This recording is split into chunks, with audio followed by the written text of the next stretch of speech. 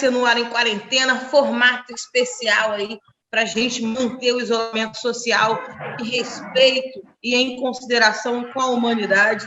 A gente segue aderindo à recomendação de trabalhar de casa e esse formato segue até que seja retirada a determinação. E o programa de hoje vai falar de categorias, na verdade, que estão aí trabalhando e muito para que a gente possa, de certa forma, manter a nossa sociedade andando e caminhando nesse cenário de quarentena. São 3 categorias que estão, 2 delas em teletrabalho, uma delas por ser serviço essencial ativa, e a gente segue nesse quadro. A gente já, inclusive, entrevistou os médicos também, que estão fazendo esse importante trabalho nesse momento, falando sobre o serviço público, a importância dele, e vamos falar da justiça e do sistema penitenciário durante a pandemia. Portanto, a gente recebe o coordenador geral do Sindijustiça, o Sindicato dos Servidores da Justiça, Roberto Eudes. Seja bem-vindo ao programa. Bom dia, João. Boa noite também, né? Estamos aqui para colaborar e responder o que for possível. Vamos falar um pouquinho dos servidores da Justiça, todos eles em teletrabalho nesse momento, com equipamento próprio, a grande maioria, não é? Queria que você falasse um pouquinho das relações de trabalho, como é que estão, como é que está funcionando, inclusive, porque são categorias do qual a gente precisa muito que continue na ativa, porque, no final das contas, na ponta, a gente está falando do direito das pessoas, né? Então, eu queria saber como é que está para a sua categoria o dia a dia de trabalho. Está no mute. Situação dos servidores do Judiciário, nós estamos, como foi falado, em teletrabalho, a categoria, inclusive, está como uma forma eu diria que até de fugir das más notícias, né, por conta da pandemia. O pessoal está, muitas vezes, fazendo até fora do horário, né, além da carga horária. Então, está se desenhando, por exemplo, nos primeiros números, uma produtividade de quase 30%, né? Isso aí é números divulgados pelo próprio tribunal. A gente quer deixar essa observação, porque, na realidade, no dia que a gente voltar, e digamos que se mantivesse esse teletrabalho em boa parte da categoria, isso não ia acontecer, porque, na realidade, as pessoas vão ter que sair de casa quando voltar tudo ao normal, e a gente espera que volte logo, né? Então, o que está acontecendo, por exemplo, o servidor ele tem muito compromisso, né, com o trabalho, ele dá o gás, certo? Só não é reconhecido, né, na prática, né? A gestão do tribunal aí é uma gestão extremamente conservadora, não respeita as atividades sindicais dentro do tribunal, diz que respeita, mas dá boca para fora, né? Inclusive, de qualquer maneira, os servidores estão mostrando aí a responsabilidade, mostrando que as sentenças que saem, o andamento do processo está acontecendo por conta de nós formiguinhas, né, que carregamos o piano. Então, assim, a gente quer mostrar aí para a população que os números que estão sendo veiculados pelo tribunal, ele é a responsabilidade dos servidores. Por trás desses servidores que estão fazendo esse trabalho, o que é que acontece? Nós fomos obrigados a montar um esquema de teletrabalho por conta própria, né? Para você ter uma ideia, para a população ter conhecimento, os notebooks estão sendo comprados pela gente, o computador, quem não tinha dinheiro para comprar, pediu emprestado de um amigo e adaptou no sistema. É como se nós tivéssemos tipo uma construtora em que os pedreiros, em que os carpinteiros tivessem que levar seus instrumentos de trabalho, comprar para poder fazer aquela obra. É mais ou menos o mesmo paralelo, né? Então isso é um absurdo, né? O tribunal, que é um tribunal que diz que está com as contas todas regularizadas, deveria já dentro de um mês já ter resolvido esse problema. Eles distribuíram apenas 500 computadores por conta da pressão do sindicato, né? Então, assim, apesar de nós entendermos a situação de pandemia, mas eu acho que já eram para eles terem corrigido. Uma coisa é no início, né? Dizer que não teve condição de implantar. Agora, isso não pode ser costume, porque já pensou se todo o Estado fosse mandar seus servidores tirar do próprio bolso os seus vencimentos para financiar o trabalho. Gostaria de dizer aqui que hoje, por exemplo, o tribunal, o fórum, ele está todo fechado, todos os fóruns. Então, o que já economizou de energia, de água, de internet, o que já economizou enfim, parou todos os ar-condicionados, as centrais de ar-condicionado, uma economia absurda. Então, isso aí já era para ter sido revertido e eles imediatamente tomaram a providência. Isso aí é uma pequena parte da nossa problemática. Tem também a questão, quando mesmo com toda essa produtividade, o que é que o tribunal deu como gratidão?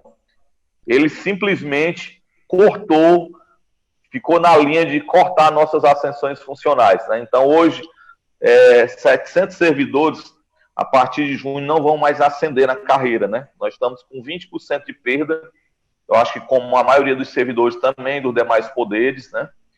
Então, assim, primeira coisa que a gente queria dizer, não está tendo aquela reposição, né? Aquela reposição salarial, nós estamos com uma perda de mais de 20%, igual os demais servidores dos poderes. Então, assim, isso. Como gratidão, como gratidão foi isso que ele fez com a gente. Então, inclusive o direito do nosso advogado fazer a sustentação oral lá no pleno para defender contrariamente, quase que a gente não consegue, né? Inclusive teve uma discussão lá se a gente teria direito ou não de fazer a sustentação oral, né? Então, assim, o projeto passou, virou lei. Roberto Eudes, e a categoria dos servidores da Justiça? Como é que está a pauta de reivindicação da categoria? Como é que está a relação de direito dela? Um pouquinho sobre a importância do servidor público. Fale para nós. Está no mute. Na realidade, nós, independente da pandemia, antes da pandemia, a gente já estava na luta, tentando abrir o diálogo com a presidência do Tribunal de Justiça, né? Essa situação de não atendimento, ela já é anterior à questão da pandemia. Nós estamos tentando, mesmo nesse período, entrar em contato com a presidência, né? Tem um protocolo de negociação com a presidência do Tribunal de Justiça. Eles estão tornando burocrata, né, a resposta, burocratizando. Nós, primeira reivindicação nossa, a abertura do canal de conversa, certo? Não é porque estamos em pandemia que a gente vai esquecer as demandas, porque na realidade nós não esquecemos de trabalhar, né? Mesmo com a pandemia, pelo contrário, nós estamos trabalhando com uma produtividade bem maior, além até da carga horária, né? Então, se nós se continua normal o nosso trabalho, é interessante que a vida em relação às negociações continue. Eu lembro que aqui no tribunal nós temos uma mesa permanente de negociação, como há também no executivo, né? Só que lá é o governador com as entidades do poder executivo. Aqui nós temos essa mesa que é composta por 2 juízes assessores da presidência, secretário de Finanças, secretária de Gestão de Pessoas e com o consultor jurídico. Para você ter uma ideia, essa comissão nunca se reuniu com a direção do sindicato. Durante a gestão,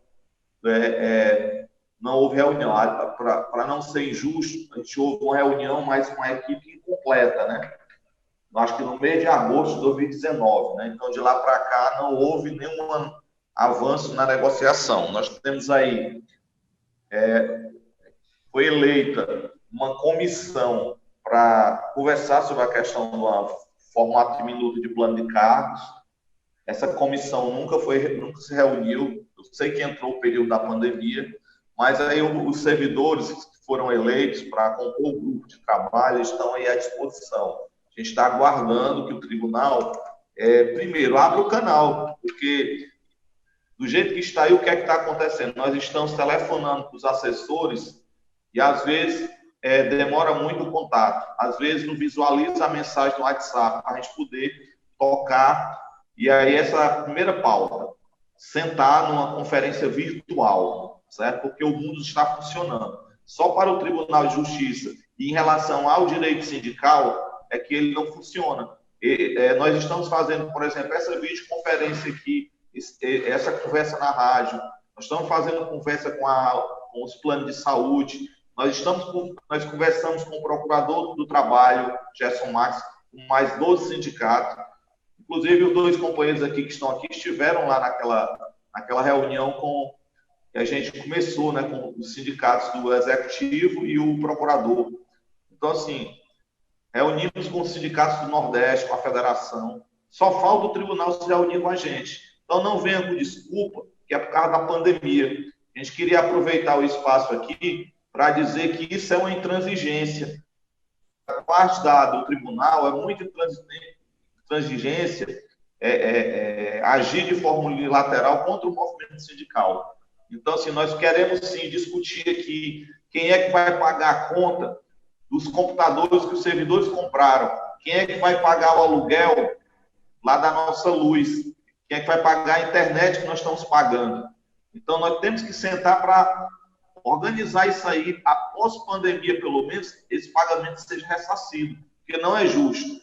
Nós queremos, não é justo porque o tribunal está usando propaganda no nome da nossa categoria, está entendendo? Muitos dos quais só estão recebendo gratificações em plena pandemia, como foi o caso agora de um pagamento de R$100 mil que os juízes receberam, né? No dia que eles cancelaram nossas ascensões, eles pagaram R$100 mil para juízes, né? Receberem a cultura de função. Eu queria também dizer aqui que os carros dos desembargadores continuam para lá e para cá. Não foi cortado nada, né? Os privilégios que a magistratura tem continuam. Então, assim, é só em cima do mais fraco. É por isso que eles não querem atender a nossa ligação durante a pandemia. É por isso que não querem sentar com a gente, porque se aproveitam do momento. Nós estamos nesse espaço aqui para que o povo cearense, para que a população, para que os demais servidores públicos saibam que no tribunal que era para fazer justiça é a casa da injustiça. É o tribunal que mais deflagra greve ilegal dos servidores públicos.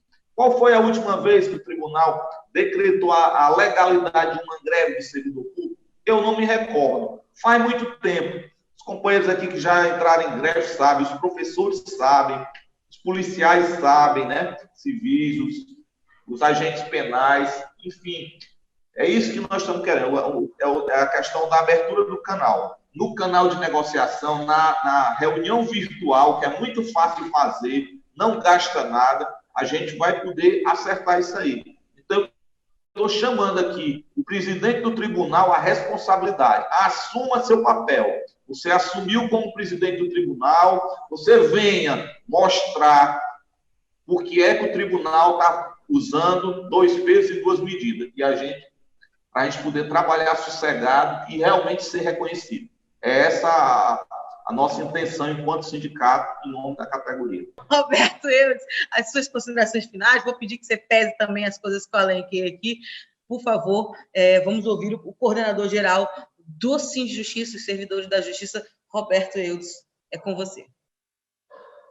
Eu queria agradecer aqui em nome dos servidores do Judiciário a participação no programa da Rádio Atitude Popular, nessa mistura aqui de mídia social com rádio, né? Essa coisa. Queria deixar aqui o recado da necessidade da gente construir uma sociedade mais justa, né? Fazer uma reflexão sobre esse processo aí da pandemia. Acho que o mundo do trabalho, após pandemia, vai enxergar o mundo do capital de uma outra forma também, pelo menos uma boa parte da sociedade, né? A grande lição que fica é que, na realidade, quem move isso tudo é o trabalhador, né? Então, está tudo parado, né? Nós estamos na dependência da volta do trabalho, né? Mas aí existem 2 discursos. O discurso da vida, se manter as pessoas vivas, né? Ter uma consequência menor possível nesse processo todo de crise sanitária, ou voltar à economia. Então, assim, é bom a gente fazer essa reflexão para ver realmente que esse sistema que está posto, ele não valoriza, né? ele encobre, inclusive, quem realmente determina o funcionamento da economia. Quem determina realmente é exatamente o trabalhador, né? Sem trabalhador, o dono da Havan enlouquece, né? Os donos de shopping enlouquecem.